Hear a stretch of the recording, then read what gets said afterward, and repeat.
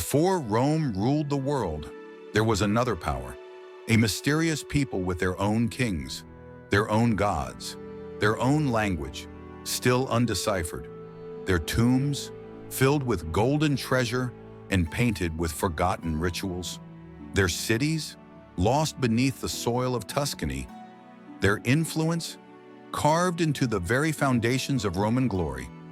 This is the story of the Etruscans, the lost civilization that once ruled Italy, shaped an empire, and then vanished, but not without leaving behind secrets. Today we dig them up. Picture Italy around 800 BCE. No Colosseum, no Caesars, just tribal communities, and a powerful, mysterious culture rising in the west. The Etruscans, known as the Ravenna to themselves, dominated central Italy long before Rome became more than a muddy village on the Tiber. Their cities were sophisticated, walled, engineered, each city a kingdom, ruled by powerful lords, lucumones, wearing rich robes and wielding religious authority. Their artwork, vivid, dynamic. Their bronze work and jewelry rivaled the Greeks. Their warriors, feared. Their navy, strong enough to challenge Greek ships in the Mediterranean. Even the Romans, centuries later, whispered about their origin. Were they native Italians, refugees from Troy, or migrants from mysterious Lydia in Asia Minor? Herodotus had his theory, so did Dionysius of Halicarnassus. But even today, the truth remains buried, just like their cities. For the Etruscans, the world was alive with gods, spirits, omens, and the dead. Their religion was obsessive, mathematical. They read the future in lightning bolts and the livers of sacrificed animals. They believed the gods had written their rules on bronze tablets, long lost. Priests, called haruspices, were as powerful as kings.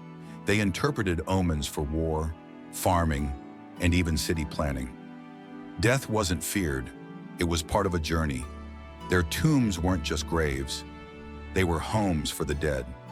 Some mimic actual Etruscan houses, beds, doors, even painted banquets on the walls.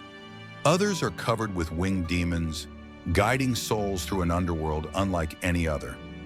And they buried their dead with gold, weapons, and even chariots. These tombs are time capsules, and some are still being found today. Imagine discovering a book in a language no one understands. That's the Etruscan script. We can read the letters. They borrowed the Greek alphabet, but the words, the grammar, lost. Thousands of inscriptions survive, from gravestones to religious dedications. Yet no Rosetta Stone exists. Some words match Latin, others are totally alien. We don't even know the Etruscan word for Etruscan.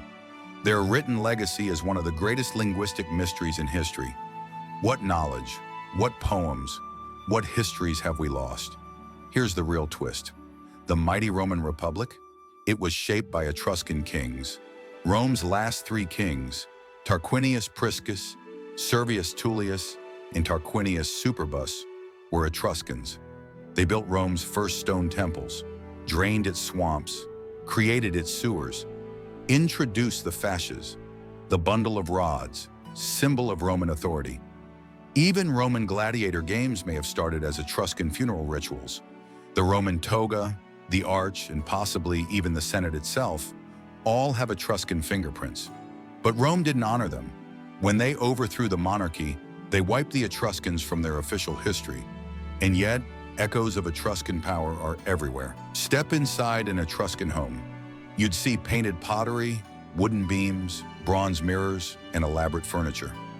Women had more freedom than in Greek or Roman society. They attended banquets, owned property, and were buried with the same honors as men. This shocked Greek and Roman writers, who called them decadent and immoral. Their art? Striking. Look at the sarcophagus of the spouses, a smiling couple reclining together, joyful, equal, and vibrant.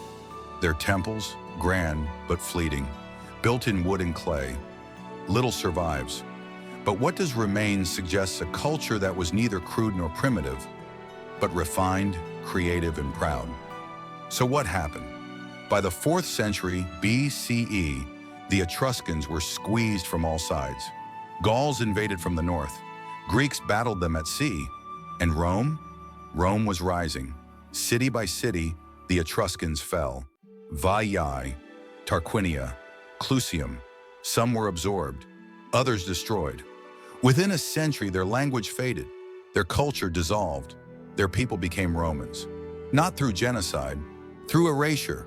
Rome inherited their lands and buried their legacy beneath triumph.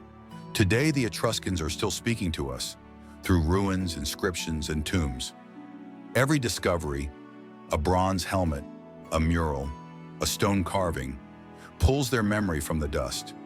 We may never read their books or know their full history, but in every Roman arch, every Latin word, every artifact uncovered in Tuscany, they live on. The Etruscans are not gone. They are waiting to be remembered.